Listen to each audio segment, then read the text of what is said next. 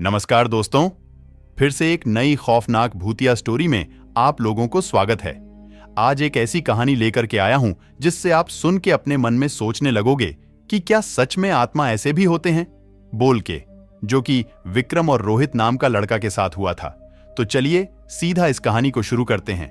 एक अंधेरी रात थी जब एक तन्हा रास्ते के किनारे एक पुरानी हवेली खड़ी थी।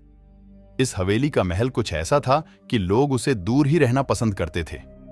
कहा जाता है कि इस हवेली में कुछ भयानक चीजें होती हैं, जिनकी वजह से रात को वहां कोई भी अकेला नहीं जाता था।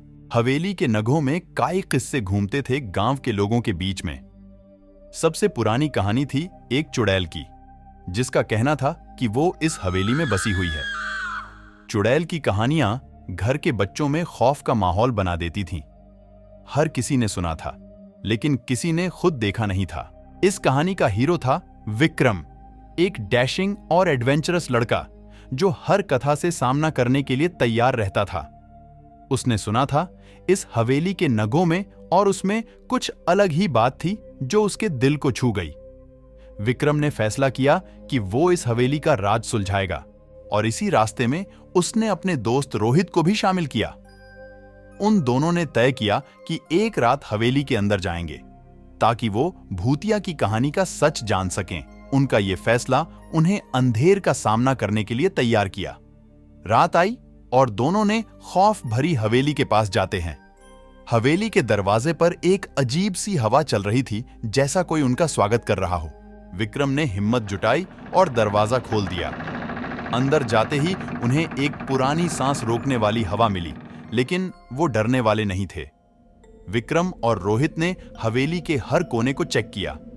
हर कदम पर लगता था जैसे कुछ उनको नजर आता जा रहा हो, लेकिन हर बार उन्हें कुछ नहीं मिला। थोड़ी देर तक घूमने के बाद उन्हें एक कमरा मिला जो अलग था। उस कमरे का दरवाजा धीरे से खुला और अंदर एक काला साया छुपा हुआ था। जैसे ही विक्रम और रोहित उसके पास गए, उन्हें एक खतरनाक चीख सुनाई दी। उनकी रूंगटे खड़े हो गए, लेकिन उनका हौसला नहीं खोया। विक्रम ने कहा, कौन हो तुम? हम यहां सच्चाई जानने आए हैं। साया ने मुस्कुराकर कहा, मैं एक आत्मा हूं जो यहां अपने आराम से रहती हूं। तुम लोगों का क्या काम है यहां? विक्रम ने अपने मकसद का इजहार किया और आत्मा ने उन्हें हवेली की कहानी सुनाई। इस हवेली में एक समय एक खुशनुमा परिवार रहता था, लेकिन एक दिन उनमें से एक व्यक्ति ने अपने परिवार को धोखा दिया। उसने परिवार को लूट लिया और भाग गया। परिवार को यह दुख बर्दाश्त नहीं हुआ और एक साधु की सलाह से वो एक श्राप डाल दिए गए। इस श्राप के कारण उनका घर भयानक भूतों का घर बन गया। जब से हमें उस व्यक्ति ने धोखा दिया, वे आत्माएं भटक रही हैं। कोई उस व्यक्ति को दंडित करके इस प्यासी आत्माओं को शांत कर सकता है क्या? विक्रम और रोहित ने आत्मा की कहानी सुनकर उसे सुकून मिला। उन दोनों ने तय किया कि उस व्यक्ति का पता लगाकर परिवार को उसके लिए सजा दिलाने का काम करेंगे। आत्मा उनके इस फैसले से खुश हुई और उन्हें आशीर्वाद दिया। दिन बदलने लगा और विक्रम और रोहित ने अपने मकसद की तरफ कदम बढ़ाया।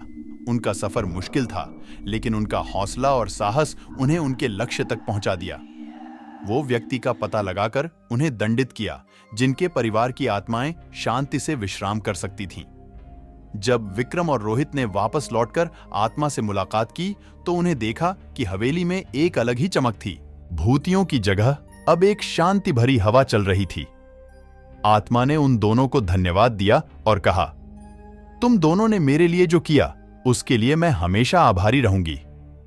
विक्रम और रोहित ने एक दूसरे से मुस्कुराए और समझे कि कभी-कभी कुछ भयावह चीजें सिर्फ हमारे अंदर छुपी हुई दुख भरी कहानियों का हिस्सा होती हैं। हवेली का राज सुलझाकर उन दोनों ने एक और सच्ची को सामने लाया और एक भूतिया कहानी ने उनके दिल को छू लिया।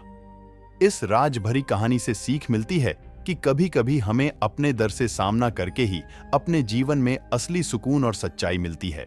दोस्तों, ये थी आज की कहानी। अगर आपको थोड़ी सी भी पसंद आई हो तो इस वीडियो को एक लाइक कर देना और ऐसे ही डरावनी खौफनाक कहानी के लिए इस चैनल को सब्सक्राइब कर लेना। धन्यवाद।